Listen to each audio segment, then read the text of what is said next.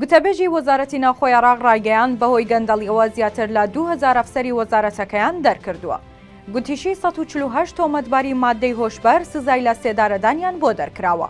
ئەمڕۆ یەکشەمە 29 کانونی یەکەم میقداد میری گوتەبێژی وەزارەتی ناوخۆی عێراق لە کۆنفرانسێکی ڕۆژنامەوانیدا ڕایگەیاند سەرجەم کامێراکانی سەرسنووری عێراق و سووریا وێنەکان ڕاستەوخۆ دەگوازنەوە بۆ بەغدا و لە ناوەندەوە چاودێری دەکرێن. گوتەبێژی وەزارەتی ناوخۆی عێراق ئاماژەی بەوەشدا 14797 دۆسیەی گەندەڵی لە نێو ئەفسەرانی ناوخۆ هەبووە. 2103 ئەفسەر بەهۆی گەندەڵیەوە لە کارەکانیان دەرکراون.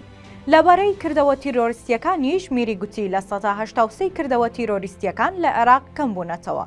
هەروەها ڕێژەی تاوانی مەترسیدار 120 کەم بۆتەوە.